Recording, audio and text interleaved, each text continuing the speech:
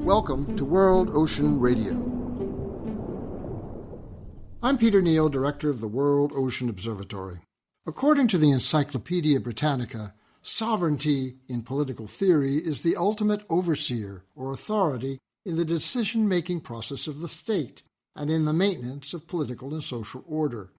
It is a big word, powerful, assured, pompous, as if it embodies and imposes a final certainty, a right, divine, imperial, dictatorial, the final assertion of one thing over another. The voice of sovereignty is morally certain, a final resolution of the unquestionable order of things. The idea of a sovereign is top of mind these days with the death of the long-reigning Queen of England, ironically having little or no political or moral authority over her subjects, but still a transfer of the agency of authority and order to government subject thereafter to chaotic negotiation and conflicting interests that in so many instances today have paralyzed our ability to decide or to exercise our capacity for change. Sovereignty has become a pole in the clash of opposites, not a debate, but a contemporary standoff between extremes, my way, not yours, and there can be no compromise or commonality between. What about commonality? Commonality is the state of sharing features or attributes, a function of equitable choice and utility. The ocean is a commonality of interest to be shared by all, and today's ocean conflicts are the result of an indifference to the interests of others with an equal claim or equity in marine natural systems, resources, future potential, and benefit for everyone connected worldwide by the sea.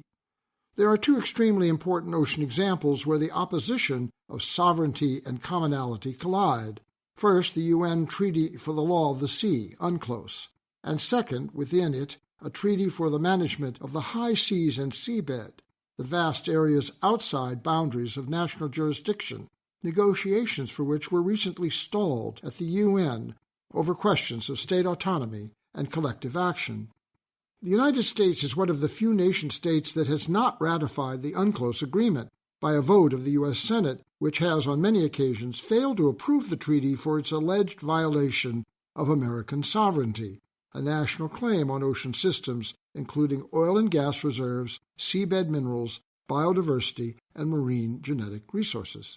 Just as the nation asserts its rights of passage on the ocean's surface, it also asserts its control over the water column and seabed, even beyond the accepted limits of national economic interest. The U.S. is not alone. Russia, for example, has extended its claims to over 70% of the Arctic Ocean, overlapping claims by the U.S., Denmark and Greenland, Norway and Canada. To make the point, on August 7, 2007, the Russians went so far to plant their national flag on the seafloor, by submarine, under the ice, under the North Pole, a defiant geopolitical stunt, an expression of sovereignty that has yet to be resolved. In the UN High Seas Treaty negotiations this month, similar divisions became apparent. Conflicts over management of marine protected areas, environmental impact assessments, accountability for harm to the seabed biodiversity, and sharing of benefits derived from seabed mining of rare metals and genetic materials.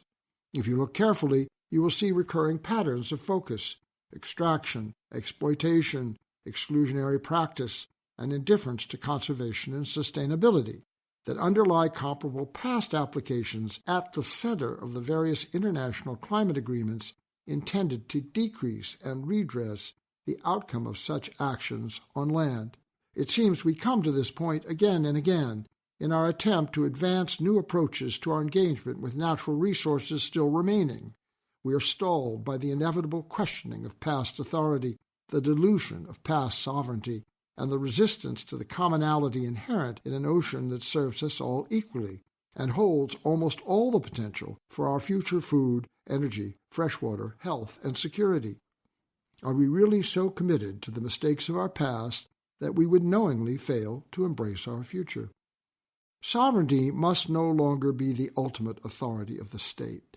We must now live in a world of commonality in which equity is shared and the resources for survival are not privatized, copyrighted, patented, or excluded for the profit of the sovereign, only over the compelling needs of the commons.